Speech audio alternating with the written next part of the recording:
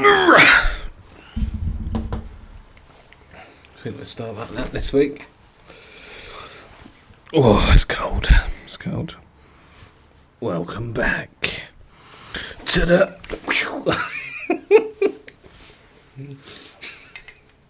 Code Breaker, episode 28. Chaos Engineer, Benj. Mr. Sensible, Alfie. Two brothers. One love. Wrestling.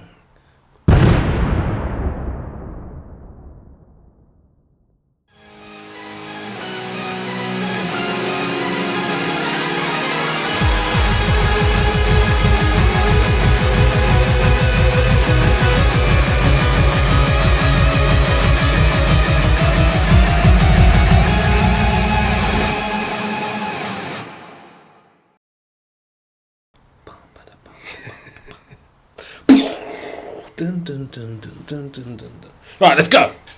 Let's go. New week, new me, new you. Alfie's back from Prague. I'm 4 days away from having a new kid.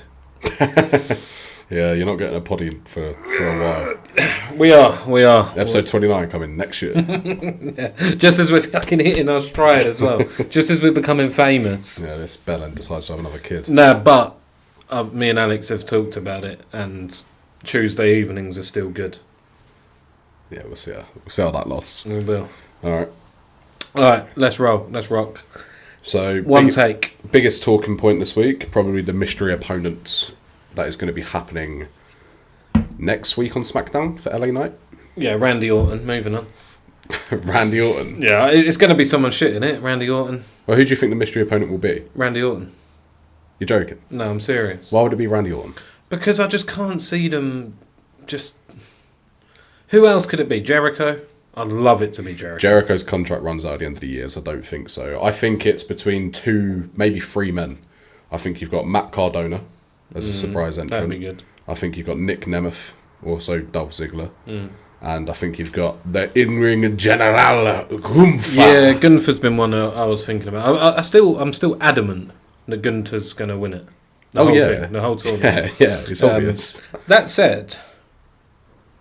If someone like Matt Cardona come in, yeah, you know it, then...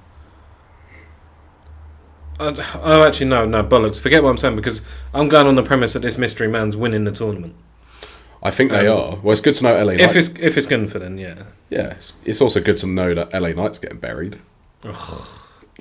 Holds up the sign, next week not on Raw, next week on SmackDown, going to get absolutely buried by this mystery opponent. I think LA Knight is...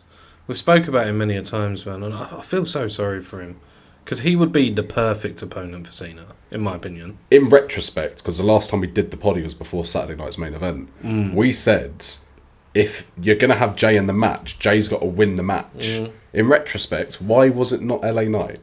Just to put him into the title exactly. match. Yeah. And then you could have had him have a few... I think the biggest tell for me is when CM Punk was listing off people, didn't mention LA Knight. I think he's genuinely being punished behind the scenes.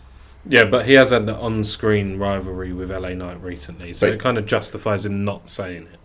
No, because he was talking about people he wanted to punch in the face. He mentioned the Bronze, but not LA Knight. Oh, okay, fair enough. I misheard that, because I just thought... Because he spoke about like wrestling, loads of like JD McDonough. I thought was a great show. Yeah, but that's the way it needs to be, man. You need to have people like just Finn Balor, JD, AJ, who could all have a fucking great match with Punk. Just let them have that match with Punk. I was hoping AJ and Dragon Lee were going to lose the title, so we can get AJ versus Punk. I'd have pissed myself if Judgment Day won them belts again. I would have fucking pissed myself. It seems like. Punk's just going into War Games, isn't he? Like, this is what this is all leading to, some shitty War Games match. By the way, why the fuck is War Games happening this year? No, it doesn't make any sense to me, man. It made sense with the Bloodline stories. I think last year it was a bit stretched out, but you had like the Solo versus Reigns stuff, which was quite cool. This year, it just feels like what they've done with the women's for the last 2 years. Get a random bunch of superstars that don't really make sense to be together, just to put them in a War Games match. People used to cuss Vince McMahon for making gimmick matches constantly, and like it's like Hell in a Cell, Money in a Bank, Extreme Rules, like these PPVs dedicated to these gimmicks. Triple H is literally doing the same thing with War Games. It was cool when it returned, but now pointless. Yeah, I agree with you, man. War Games, any big match like that shouldn't have its own pay-per-view, and it shouldn't be there just because it's there, right? Like I know when you say back in the day, just because there was a little bit of confusion on our recent clip, sort of skyrocketed a bit.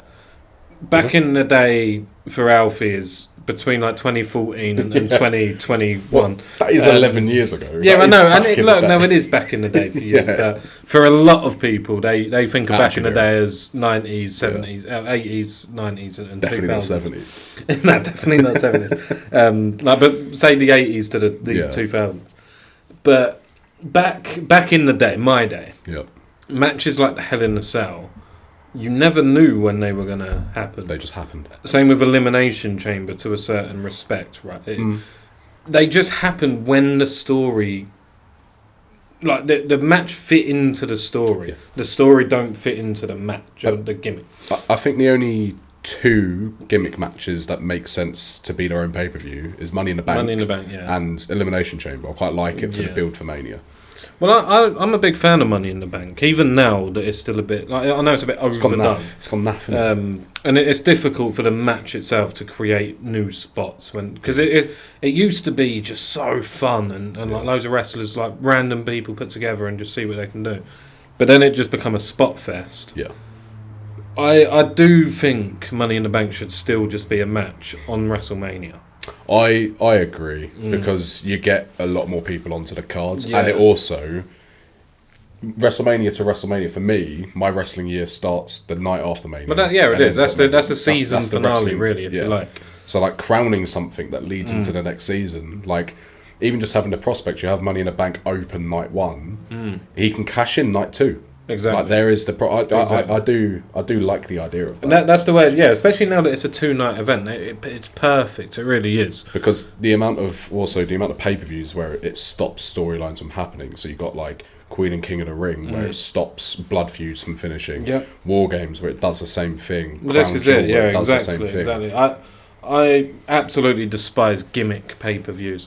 One thing I've read is 2025 is like the first year in fuck knows how long, maybe ever, that's not featured a Hell in a Cell match. Yeah. Which I think's good, because it's... Yeah, because what was last year? Punk and Drew? Yeah, and then you had Cody and Rollins and all of that. Yeah, because I think like you need a big rivalry to send it off, and I think it's weird because I've been playing 2K recently, and like I'd just done a Hell in a Cell match for next year. It was at Armageddon, like June time next year. Randy Orton and Cody Rhodes. Nice. Hell in a Cell. So that's the kind of thing that'd work, though. That it would work, but you don't need it to be a pay-per-view. You don't need to think, oh right, in 3 months' time it's going to be Rhodes and Orton probably in a Hell in a Cell. What you need is a big fucking blood feud, and then you need Nick Aldis or Adam Pearce coming out and saying, "There's only one way to settle this. It's official. Hell in a Cell." You don't get that anymore. You don't get it, and it's annoying me. And I've been replying to so many comments. So many people agreed with us when we speak about the booking of wrestling now compared to when Vince. It was our biggest video, and everyone. It was weird because it was like an 80% agreement, but we never get that. We never get that. Normally, usually it's just a big video. Usually, it's just your bald takes are shit. Yeah. But I think everyone's just sort of fed up because we can touch on the topic that was in the comments like the most. Vince is better than Triple H. Do you agree with that? 100%, man. 100%. Vince's booking pre-2015, say, was it was so much better. I mean, I know his creative team were probably better, and it's difficult when you got the Road Dogs of the world as your like head of writing or whatever. Because like no disrespect to Road Dogg, but there's so many better brains out there. And I do get, because it's hard, because you have to fit in with society. You have to fit in with the modern day. And you can't just have 24/7 Attitude Era, because that time period's come and gone in life. Heavy metal, like MTV was so big back in the 90s and 2000s, and WWE fit that style, but then you have to change. That's why they went PG, and you've got all these sponsors and TKO and all these people involved. It's weird for me because, like, when I look at wrestling, obviously I've been watching since 2014. I got the bad part of Vince, right? I've seen the good parts. Like, obviously I wasn't around the Attitude Era, But I'm pretty sure this month marks 3 years of Triple H from Clash at the Castle. It's around now, right? Yeah. So he started at Clash at the Castle, and in my opinion, the best bit of wrestling I've ever seen, obviously this is just going to 2014, I don't know about you, is from Clash of the Castle 2022 to WrestleMania 40. Because it felt like a finale, it felt like a story was being told. That being said, from WrestleMania 40 onwards, it's not been good, but it's still been better than every single year prior to that I've been watching under Vince McMahon. I think it's a bit harsh to say that Vince... It's a bit harsh to compare him because Vince has got 30 years, Triple H has got like 3. I agree. I do agree with that. You can't just make a direct comparison. And also, like I say, the product has to have changed. And I think people, they have a bit of short... A bitch. People have a bit short-term memory when it comes to Vince because, yes, he gave us a special moments and these moments were really big. But the reason they felt really big is because 90% of the year, he used to book shit. So for example, I had a massive debate with someone in the comments about NXT call-ups, and people were like, Triple H just fumbled the NXT call-ups. And I was like, well, he fucking has not. Like, if you look at him, he's made people into stars, right? Vince, there was like a running joke that he would bring 5 NXT superstars up, and no one would have been pushed. The only one he pushed was Shinsuke Nakamura, who got buried after his Rumble win. Vince... towards the end of his career, and I don't agree with the 2010 to 2015 era. I thought that was shit. Yeah, I agree. Because you had Sheamus and Del Rio in Rumbles. You have John Laurinaitis versus John Cena. Like, Triple H's WWE is like a 7 out of 10 constantly, right? Vince McMahon, he had his 10s, and they would come throughout the year, but you'd always sort of have his 3s, his 4s. I still remember Baron Corbin at the top of the card for a year. I still remember Lashley and Rusev with Lana. I know this is towards the end of it, but to say Vince is better than Triple H to take over WWE right now, in my opinion, is rubbish. No, if Vince took over now, he wouldn't stand a chance, especially under TKO banner and things like that. He wouldn't. He was very out of touch in his latter years, but he is better. Before 2010. Yeah, I'd hazard to say before up until WrestleMania 26. I'd say up until when Chris Benoit did what he did.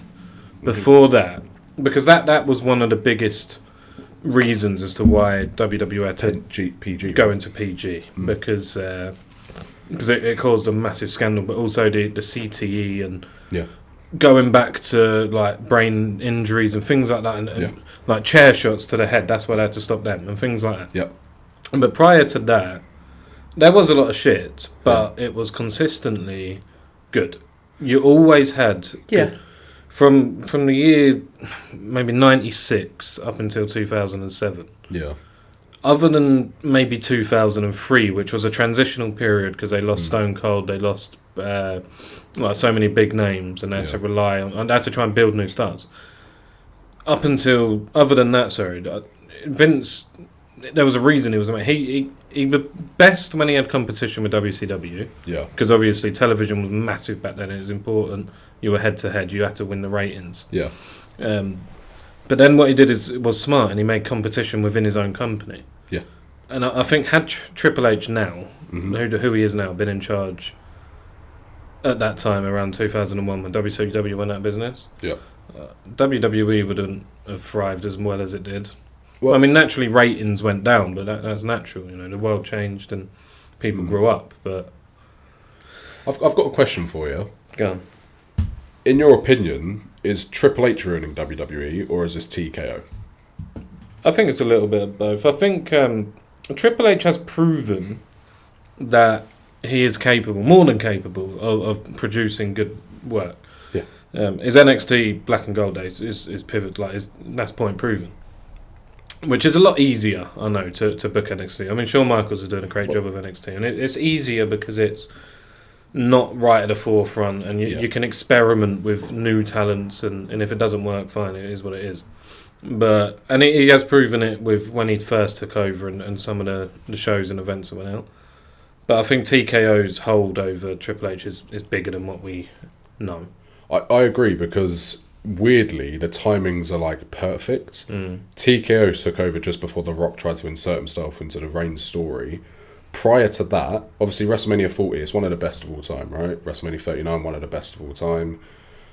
Some of the pay-per-views in between, Clash at the Castle, don't want to keep going over it, but they're some of the best pay-per-views I've ever seen. But after TKO came in, it became much more about sponsorships, marketing, getting the right people over. There's a reason Jey Uso is one of the biggest stars in the company, not because of what he can do in the ring, not because of his storytelling, but because the fact, he brings in money with... Cheddar, mate, merch. Yeah, yeet. Yeet. And I think that's a reason we're not seeing Triple H pull the trigger on guys like LA Knight or Drew McIntyre, because they're not the money makers. LA Knight could very well be a money maker. I agree, but I think his booking's been terrible. I think there's a reason the WrestleMania 42 promo is 4 guys that are like 50 years up. Well, not 50, but 40 years old plus. I saw a very interesting stat, by the way, of comparing the ruthless aggression average age of like the top superstars in the company versus now. Now it's 39.4 years old. Back then it was 28.5. And I think it, like, just to put that into perspective, the ruthless aggression era superstars are currently, it's a bit of a transition now, but John Cena, Brock Lesnar, they're still within the company, still carrying the company. Whereas these superstars now, they've got 5 or 6 years tops. And where the fuck do you go after that? Well, no, but it's back. What people fail to realise is back then, ruthless aggression. If you want to say, let's say 2004. I know it started around 2002. Actually, we'll go 2002. But what people forget is around that time, you had all your big attitude stars, attitude eras, who were suddenly leaving or retiring or getting injured, and Vince were then forced. He had no Stone Cold, he had no Rock, and he was forced to do something different, and then, hence ruthless aggression. And he then started bringing up young talent and giving them the opportunity to prove their worth, and they did. And that it will happen again, because then once you got to like the latter 2000s, your top of the card was mainly old blokes. Until you then get your new influx of talent, i.e. Wyatt family, Shield, all of them who are young, right? And it happened again. Like at the minute, everyone's old. Everybody's pushing on a bit. They're in their 40s. Like all the main guys, they're in their 40s and pushing 50 or whatever. And over the next 5 years, they'll retire. And no matter what we say, it's always the same cycle. And there will be a new influx of talent who emerge as top stars, and you have to. But the problem is Triple H isn't preempting that as well as Vince McMahon wants to. And I just want to go back to what you said about NXT stars with Vince. And I know what you're saying, but you're kind of wrong, because there was a hell of a lot who got buried quickly, but was it you who said that? Was it someone else who said that? I said Vince McMahon buried 95% of NXT talent. Someone came back at me with Roman Reigns, Charlotte Flair, Becky Lynch, and Seth Rollins. Yeah, but then he didn't bury Kevin Owens. He made Kevin Owens a fucking megastar. I was the one that responded Owens. Yeah, so Kevin Owens is probably Vince's best success story from NXT. Yeah. Sami Zayn as well. He buried him. Let's not pretend that. He buried him. He did, but he was still a big part of SmackDown. Like when he was doing his heel work. He was a mid-carder. And also, did Vince bring Sami into the Bloodline story? Or no, was that Triple H? That's Triple H. Okay. I just want to press it, like, if everyone remembers when Brock and Reigns were going for the title, there was a pay-per-view coming up called Day One, where Roman Reigns allegedly got COVID. All the backstage officials had said that Vince McMahon was going to make Reigns drop the title to Lesnar that very pay-per-view. And if he didn't have COVID, the Bloodline story never would have existed. So all the people being like, Vince made the Bloodline story, I don't think that's the case. I think Heyman and Reigns kept hold of it for as long as they could, and luckily, just as that old man was about to strike it down, he got ousted out the company. So when people say to me that, like, that Vince would be better, I know you're not saying it, but people are like, bring Vince back, I think that's the worst thing that could happen. Yeah, bringing Vince back would be fucking stupid, man. It'd be stupid. I get the criticisms with Triple H, and I think Triple H's biggest weakness is the long-term storytelling isn't working. I think the reason it was so good 2 years ago is because he had a great mix of long-term and short-term. Yeah, and that's the way it always has been and always should be. You have the long-term at the top of the card, you have the short-term at the bottom of the card. The problem with the product today is that you've got long-term throughout. I know, why the fuck did Damien Priest come out like... I'm not a massive Aleister Black fan, I'm not. But I do like him, and I think he's a lot better now that he's got his Zelina with him. You felt fresh, didn't you? Yeah, it's good, right? And I knew that there was going to be someone new to come out and challenge Cody. But I don't get why Priest had to be there. Yeah. Like, why do you need to... Just let Black and Cody... Like, we all know Cody would win the feud. Yeah. But just let them have that story. But now I assume it's going to be a fatal four-way. Because what did you have? You had Priest, Black, Drew, and I see this going a completely Cody. different way. But it's just like I do. It's nice to see some fresh people in their title picture, say. Yeah. But I just feel like they've done that wrong. Just let Black have it. What they need to do with Drew now is just fucking have him enter a feud, not with Priest. He's suspended. Well, yeah, I know he's suspended, but I think. He'll be back to do something big, man. But I personally, I think it's going War Games. I think all four of them maybe are entering War Games. I think Drew's suspended and Heyman's going to do his little thing of like, come to us and we'll get you back on Monday Night Raw. Well, is Logan Paul now part of the Vision, do you think? No, I think it's just an alliance for War Games. This is the problem. Yeah, like, I know. They're just merging people together because I actually think Logan would be a good addition to the Vision. If he was around all the time. I did kind of like that. I thought that was good. Logan really does well in these segments, man. I know you don't pay attention to the backstage reports and stuff. Logan Paul wasn't meant to be part of this Monday Night Raw. That was he not? No, he's not scheduled for Monday Night Raw next week or the week after. The person that was meant to be part of Monday Night Raw and come out to CM Punk was Austin Theory. Oh, I did see something. And there's photos backstage of him all up in his gear. He's got a new hairstyle and everything like this. They cut it because they didn't think it would be big enough, so they brought Logan Paul back. I think that makes sense.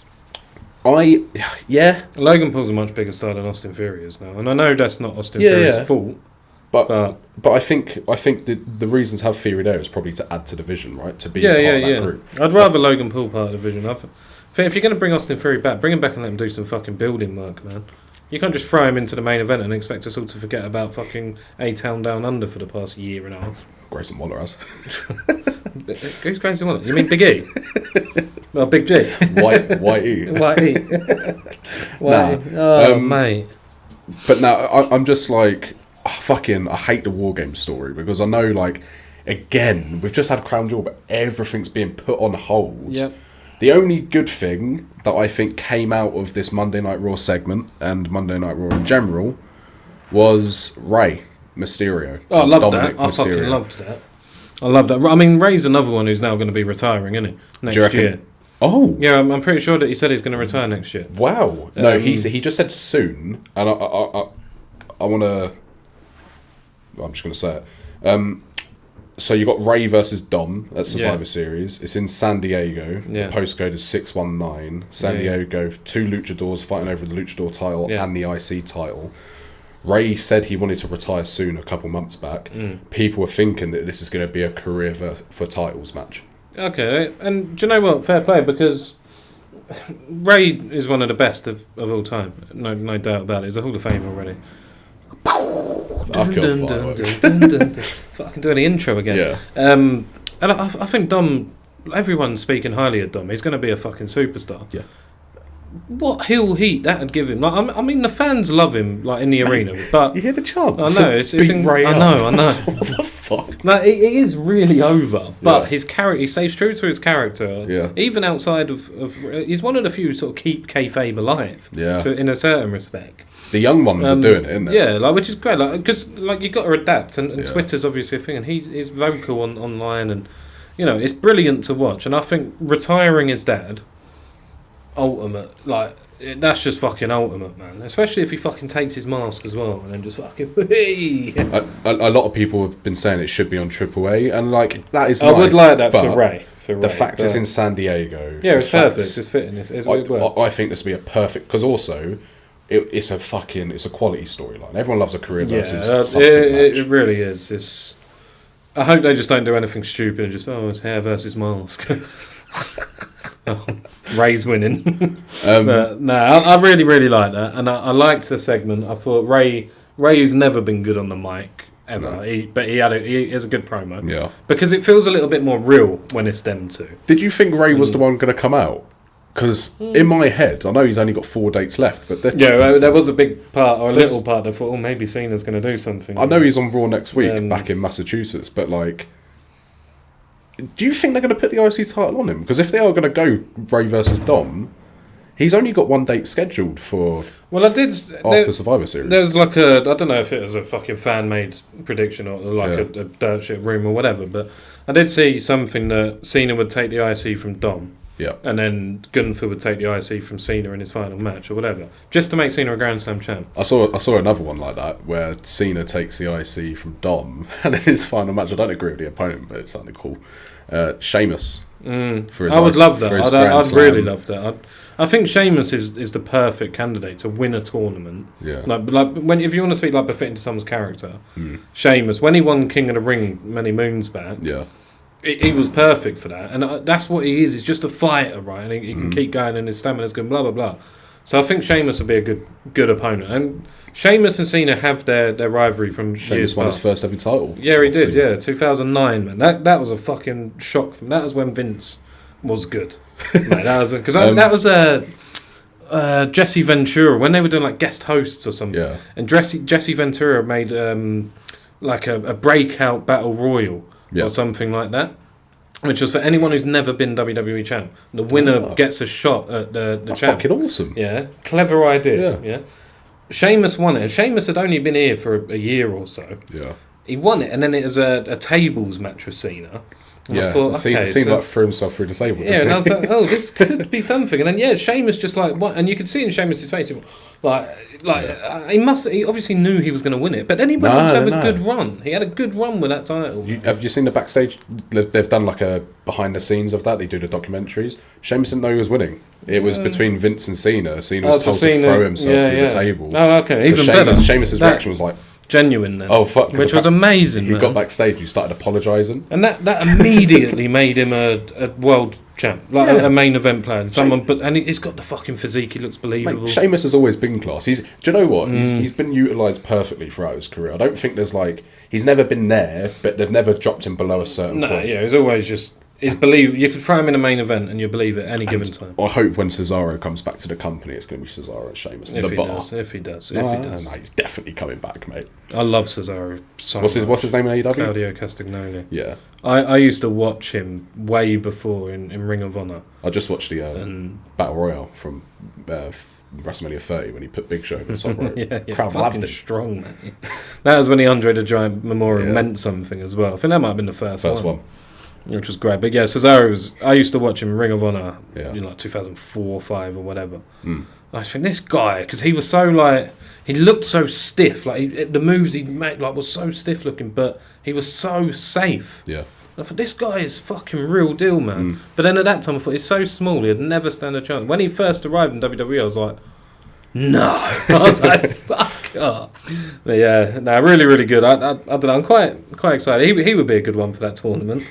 Just fucking Cesaro's back, beats Cena, beats everyone else, beats Rhodes. I just think it's going to be Gunther in it. It's just good. I've said Gunther for months, and I firmly believe it'll be good. I think I even said Gunther when he first announced it. I'll only like Gunther if they just decide to give him the Rumble win, make him face a champion at Mania, just make him go on a tear. If you're going to give him the Cena career, you got to give him something to do after.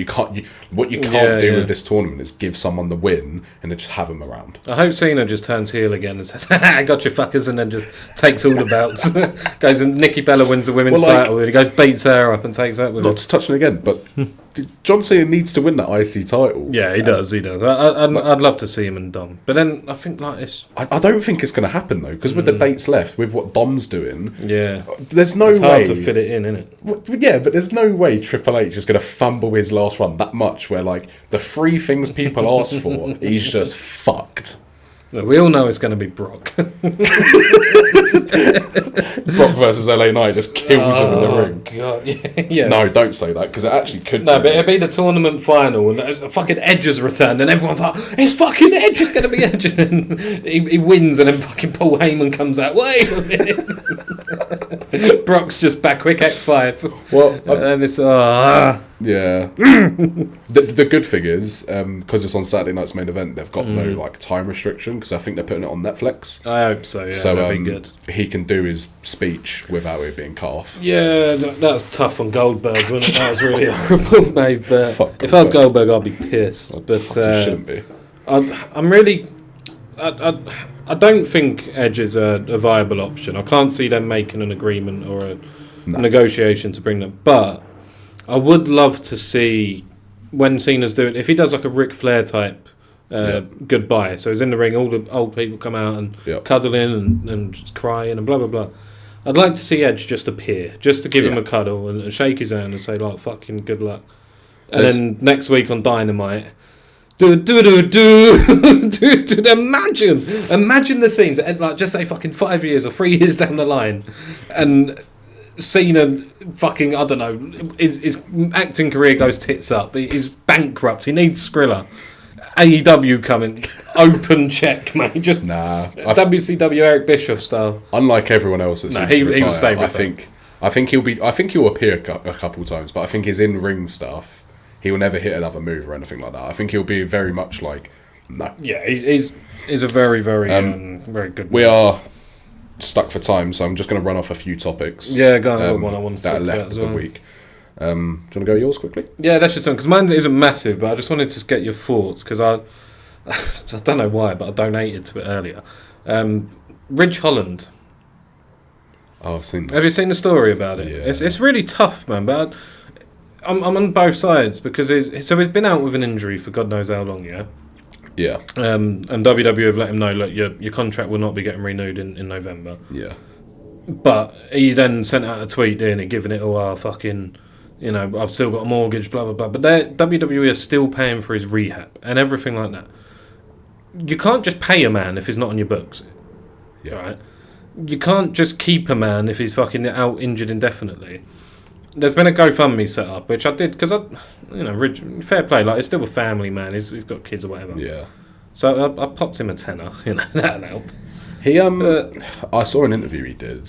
I think it was quite recent as well, where he talked about like no matter what he does in his career, unless he does something revolutionary, he'll always be known as the guy that just ended big his career. I know, yeah, which is sad. It's sad because he was decent in WWE. Yeah, I liked him. He was alright. I think Vince was fucking high on him, very high on him, and he had a look about him. He was alright.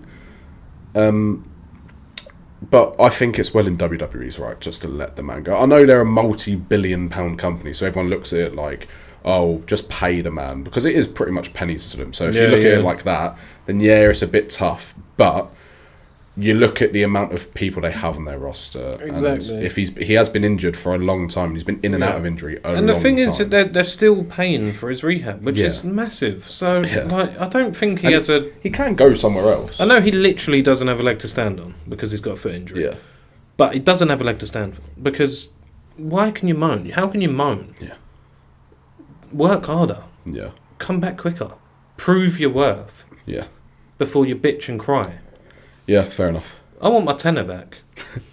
But yeah, no, I hope he gets a job, because you never want to see anyone out of a job. Yeah, absolutely. AEW will pick him up, mate. It's fucking Hitch Rolland. TNA. Yeah, TNA. Who was the other guy as well? Because I didn't watch WWE around then, but I caught scenes here and there. And there was that Biggs? Oh, Joe Bug? No, he had the fucking guitar. Yeah, no, that was Elias. No, no, it's another guy with a guitar. He was with Shinsuke. He snapped his neck. Biggs. Oh, did it? Yeah, he snapped WrestleMania. That's a shame, because I remember I caught him one. Like I remember just flicking, and I saw Raw. He had the tash in it. And he was there. Yeah, thought, do you remember the Vaudevillains? Yeah. Oh, they were sick. I wonder what happened to them. Aiden English, Rusev Day, didn't he, for a bit? Yeah. And them two were sick, man. That's so weird you mentioned that, because I was just watching 2018 Rumble when Rusev and Balor kicked it off. Oh, mate. Yeah, like he served the What purpose. villains? It was Aiden English and Don't know who the other one is. Moustache Man. Yeah. And Jack Gallagher, you remember him? Fuck you now. There were some names who could have been better. Yeah, I was always big on is it Austin Aries? Yeah. Oh, love it. Oh, mate, I've been an Austin Austin Aries? Aries fan for as long as I can remember. I liked him in WWE and when he had that feud for the Cruiserweight title with Neville or Pac. Yeah. I remember telling you about when we used to do This Week in Wrestling History. Yeah. There was one where Hulk Hogan's TNA and they had the X Division champ had what's called Option C, and they can cash in their title for a world title shot. And Austin Aries was the first to do it and won the world title. Like, fuck it, he was so good, so good. Right, a few more topics. So good. I want to get your thoughts, and I haven't really got a topic, but I'm just going to say MFTs. Yeah, they're good. Is that it? I like the MFT, man. I think they're a bit more believable, the face paint. It's nice to hear Hikuleo speak. Yeah. Or Raw. No, his name's not Hikuleo anymore, is it? Oh, fucking Tamatonga. No, Talatonga. Because he's Tal. Yeah, Tall Tonga. No, I really like him. I love Solo. I really love Solo's right. Yeah, the MFTs, they're a bit weird for me because everyone's so hyped with him online, and I think they're alright. They're cool, you know. But I think Solo's cool. I think Solo's good. I think Solo's a really good character. I think he's honed his own. But it's just like, for me, it's another group of people like Jeff Cobb's shit. Fuck him off. Yeah. I like what they're doing with Tamatonga and Ilya Dragunov. That's fucking cool. We'll touch on Ilya in a minute. But I think Solo's really the star. And I'd actually just rather see Solo be a solo star. Yeah. Yeah, at a minute he should be stable Sokoa. Yeah, because like the people around him, I think Tamatonga's got a good career. I think Talatonga or Hikuleo could do something. But the other two, they can just fuck off. Yeah, Jeff Cobb's or JC Mateo, he's never getting anywhere. Who's the other one? Tongaloa. Yeah, he's fucking shit. Is Tongaloa? No, that's Tamatonga. Yeah. Yeah. I can't do it. Yeah, Tongaloa, he's not very good. I still have very high hopes for Solo, and I think Solo will eventually. He's young and he'll branch off and he'll do something good. He just needs to become a bit more. I don't know, like a bit more ruthless. Dominant. Yeah, a bit more like. Yeah, I like the comedy side. But I do like, but I'd love to see him turn, not turn heel. I mean, turn like in a match. Yeah. Just become like that Umaga type and just fucking like an angry. I saw a lot of people being like, "Why isn't he wearing face paint?" He don't need to, mate. He don't need to wear face paint. But yeah, people are really high on the MFTs. I like the MFTs. I like the White Six as well. I think I quite enjoy the segments on SmackDown. Yeah, they're fun. They're fun. I can definitely see Cody and Solo going back at it. Another thing that happened on SmackDown, which is fucking hilarious. So Julia had a title reign. That's now over. Yeah, but you know what? I think giving Chelsea Green back the title was the best thing to do. But I missed it. I was watching, and I missed it because it just happened. Like it just happened, and I quite like that Kiana James. Yeah.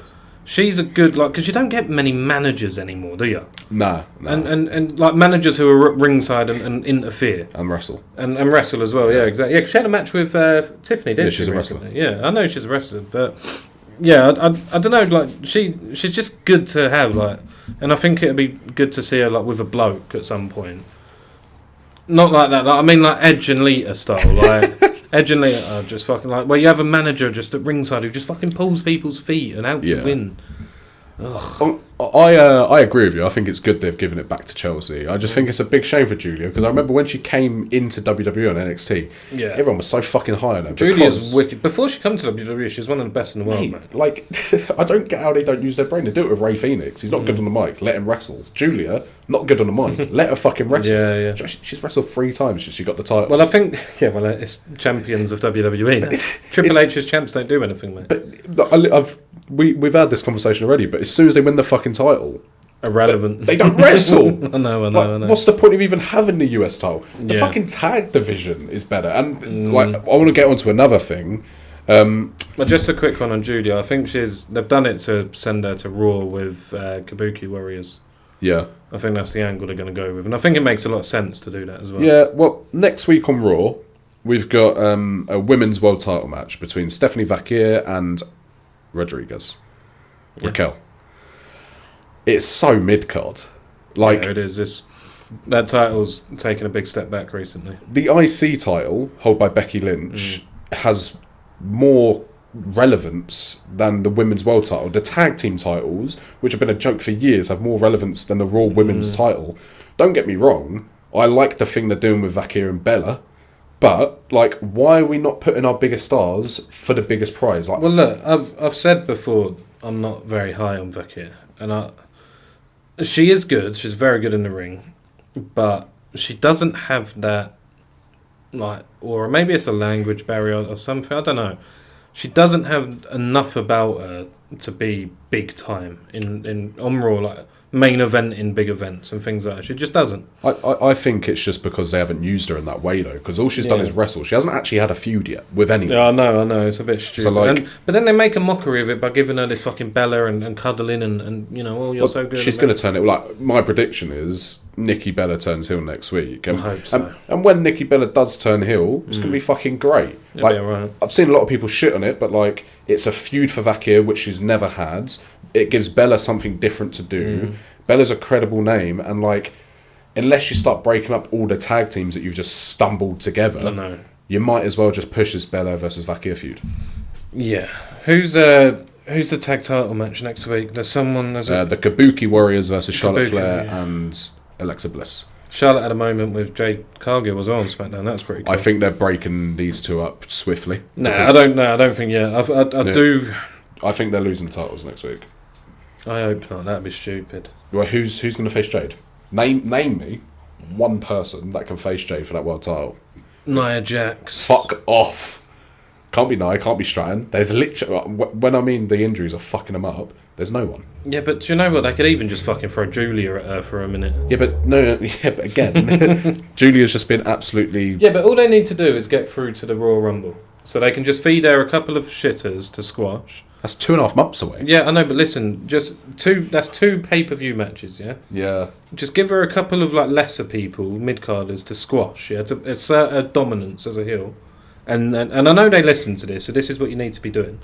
Do that, and then come the Rumble, Bianca returns, wins the Rumble, set up a fucking 2-3 month program. They're making that Saturday night's main event massive. Like, I know Donald Trump's going to be in attendance and everything. Oh, in attendance, okay. Yeah, not a part of it, but like the main event, fucking John Cena, John Cena versus Donald Trump. No, but like, they're trying to make this pay-per-view big. I think they're going to run Charlotte versus Cargill at that. I think they're going to break Cargill. Don't ruin Flair. it though. Don't ruin what? Charlotte has been good this year. We don't want to go back to that. Well, you don't want to see Charlotte back in the title scene. Mate, do you remember when we first started doing this poddy? We hated her. One of the first topics we ever spoke about was our hatred towards Charlotte Flair and how she's so overbooked, and I think she just returned, and it was like, oh. She won the Rumble. Yes. She was going into Mania. Yeah, she was. And then she lost at Mania, and we was like, oh, thank the world. Yeah, because we were both convinced she was winning. She was winning, yeah. And that was one of the reasons we started the poddy. Right? And then she's been put in this team, and she's been fucking amazing. Like, we've really grown on her, and she's like, it's just nice to see her be her natural self rather than this fucking stupid bitch. Yeah. Don't break them up and have her be the stupid bitch again. No, but you need the star names. You need Bliss and Flair in the women's divisions. You've got Vakia versus Bella and Jade versus Vacant. It would be good to see Bliss back in the world title picture on Raw or whatever. I genuinely, I don't think they're going to have feud or anything, but I think you're going to split them up. Charlotte goes after Jade, Bliss goes after Vakia. That's a Mania quality match, though, isn't it? Really, it is, but like, you need, like, not everything can be a Mania quality match. Like, Belair is her Mania match. I'm convinced of it. Yeah, 100%. Let's move on. Yeah. There's not really much more I want to speak about. The only thing that's left is just a quick observation by me. Why the fuck is everyone in a faction? I've been watching some of old WWE from like 2018. Not everyone's... Sorry. I've been watching some 2018 WWE. Like old school wrestling. Fucking 7 years ago. I've been watching... Old school. Fuck off. It's old school for me. I was watching some wrestling under Vince. Okay, yeah, from 2018. From 2018. And not everyone was in a faction. Everyone felt like a special attraction, right? Because it was their own personality, it was their own thing. Tell me why the fuck you've got about 100 factions on Raw, on SmackDown. Even on AEW. I don't know what that is with the modern world. It's like everyone needs to be friends and feuded. I think the reason the Vision was shit is because we have Judgment Day. On New Raw Day. already. We have New Day with Big E and as Grayson Waller. You have fucking MFTs, you have White Six. Like, there's so many factions in the company. The Judgment Day break up, Finn goes on his own. You make stars out of everyone. Dom's already on his own. I know. Dom's been good this year because he hasn't been doing all the shit with Judgment Day. I don't like the overuse of factions. I agree with you on that. Back in the day, you had proper factions. I remember when... So DX, yeah? Oh, nice t-shirt. Thank you. If you want these, you can buy them on www.codebreakermerch.com. You can't buy them anywhere. You can soon. Back in the DX, yeah? DX was Triple H and Shawn Michaels. And then they added China and Rick Rude. Yep. And they were such a fucking good faction, yeah? Yep. You did have some other shit mid-card factions in the Attitude Era, if I so be it. When Shawn Michaels injured himself, or got injured at Rumble 98 and then left after Mania, Yep. the night after that Mania, Triple H immediately became a main event player by creating the new version of DX with Road Dogg, Billy Gunn and Xbox, yeah? Yep. That was a proper faction, right? Yeah. Factions were fucking... Because they dominated the shows, but not in the same way the Vision dominate the show. Yeah, I agree. Later on, you then had Evolution, another Triple H faction, dominated Raw. Sure. On the flip side, you had the Cabinet, JBL, Basham brother. When JBL's title run in 04, he had the Bashams and Orlando Jordan and the Cabinet. Dominated SmackDown during his reign, but both of those factions had a clear vision, excuse the pun. They had a clear vision, and that was keep the title on our leader. Yeah. Factions now are just a group of people who get together, have a few little games of WWE 2K backstage, or just fucking put on some makeup and walk around in the shadows. Yeah. And they don't... None of them have any real purpose. There's no purpose in factions now. It's just you're putting people together for the sake of putting them together and giving them TV time. Yep. It's stupid. It's really stupid. I agree, because like there's so many, like what I just said, Finn Balor shouldn't be in a faction right now. Solo would be doing better on his own right now. Solo's faction I can get behind. That's fine. That's all right. Sure. Dom, obviously, he's not really part of the Judgment Day, but he is part of the Judgment Day. Roxanne Perez should have been built like a single star from the New Day should never have had a Grayson fucking Waller. They should have just ended. Kofi would be a good upper mid-carder right now. Yeah, just send Kofi down on NXT, bro. I think the reason we always see the same people fucking fighting is because everyone else is in a fucking faction. Because they can't fight with each other. I think it's laziness. I really do. It's laziness. Because it's like we've got this massive pool of talent now. Yeah. We don't know what to do with all of them. Stick them together. Just stick a load of them together and hope for the best. Yeah, exactly. How the fuck Judgment Day's been a thing for like 4 years? Variations of it. It fucking baffles me. Like I can't talk about it anymore because it pisses me off. It just fucking... The positive, what you just said of like factions dominating the show, I think the reason like 2023 was good is because you had Judgment Day dominating Raw, Bloodline dominating SmackDown. And you're fine to do that. But you can't have that be the story every year for every fucking Mania. And I told you have to have a purpose in these. Yeah. Like, even with the Bloodline, most of the time it's about keeping the title on Roman Reigns. Yeah. And in every match, the story was told it made sense. that they kept the title. When Solo was introduced, yeah, keeping the title on Roman Reigns. At Mania 40, when no one really expected that. Judgment Day, it was a group of outcasts that rose to popularity. So when they all got their world titles, they should have ended. But no, we're here with B-Tech fucking shitty Judgment Day. Yeah, it's ridiculous. My last topic before we move on to Break the Codes. Yeah, which you're doing the intro for this week. I'm not doing the intro for this week. I said episode 50. Oh, yeah. I just want to ask you a question. Do you want to see Roman Reigns have another world title run? Yeah, I actually do. But I only want Roman Reigns to have that world title if he's week in, week out on the show. I don't. So not 2024 Reigns. No, just not current day booking title Reigns. I don't want to see him just turn up and cut a promo and then fuck off. Yeah. I don't want to have a 7-week wait for him to defend that title. Yeah, okay. I want to see a proper... whether it's Reigns or anyone else. Reigns is good because he's got that name value. Yeah. But he needs to be more active. This is why I'm kind of excited about CM Punk's title reign. Because I think CM Punk's going to be a proper... he's going to be there virtually every week. I would be if it weren't for the time of year. I think CM Punk's title reign is going to be tainted by the fact of he won't headline Saturday night's main event because it's Cena. He'll be in War Games. So his first proper feud at his first proper pay-per-view is the Royal Rumble, which is end of July. Yeah, but that's fine by me, man. As long as he's prominent and he's on Raw and he's fighting new people. I think CM Punk's the perfect person to not do an open challenge, but to on screen give other people a chance to...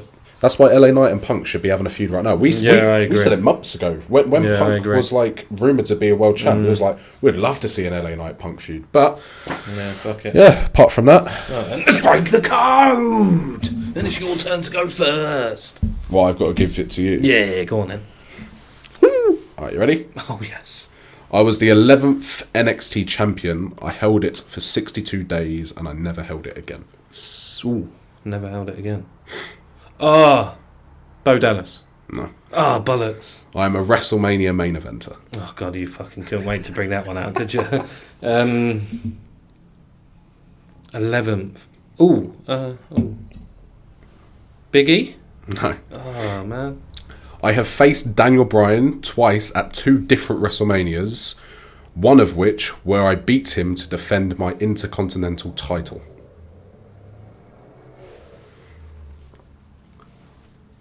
I'll repeat. Yeah, no, I got it. It's all right. I've just got to think about this one. I know I don't want to do too much silence on the poddy, I'm afraid. Each, as I've said to you, each of them go together. Yeah, so. of course, that's the rules of the game. So it's the 11th champ who has main evented a Mania, fought Bryan twice at 2 different Manias. Bryan twice at Mania. One for the Intercontinental title. Where they retained. Fuck, man. I didn't watch wrestling around then. Who would have fought Daniel Bryan at Mania? So he's fought Sheamus. Won't be Sheamus.